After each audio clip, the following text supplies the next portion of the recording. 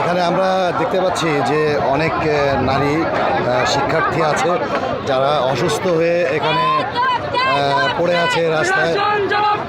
তাদের অবস্থা অনেক খারাপ এবং প্রায় 200-300 ছাত্রছাত্রী হাসপাতালে ভর্তি আছে এবং তারা প্রচণ্ড অসুস্থ। এই যে আমার একটি শিক্ষার্থী বোনকে আমরা দেখতে পাচ্ছি যে এখানে উনি অসুস্থ হয়ে পড়ে আছে রাস্তায়, কিন্তু ওনাকে হাসপাতালে নিয়ে যেতে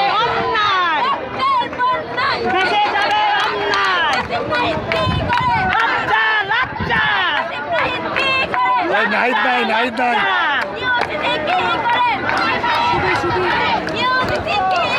আমার ভাইয়ের রক্ত ঝরে, আমার বোনের রক্ত ঝরে।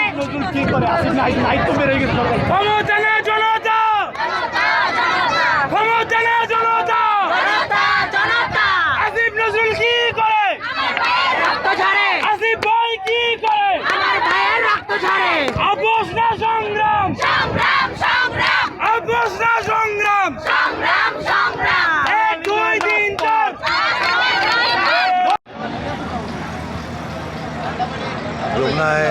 আপনাদের ইয়ে ছিল কি আজকে, আপনাদের ইস্যুটা কি? আমাদের ইস্যুতে আমাদের জমিতে সব জায়গায় বৈষম্য সৃষ্টি হয়। এর জন্য আমরা বৈষম্যের বিরুদ্ধে আমরা আন্দোলন করতে আসছি। প্রত্যেকটা ক্ষেত্রে আমাদের বৈষম্য শিকার হতে হয়। আপনাদের উপরে মানে আপনার উপরে লাঠিচার্জ করছে কারা?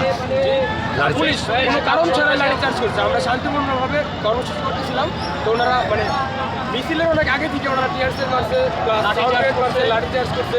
দুই দিক থেকে একসাথে লাঠি চার্জ করা হয়েছে, যার কারণে শিক্ষার্থীরা কোনো যাইতে পারে নাই। যার কারণে আমাদের হসপিটালে অনেকে মৃত্যুর সাথে ধন্যবাদ।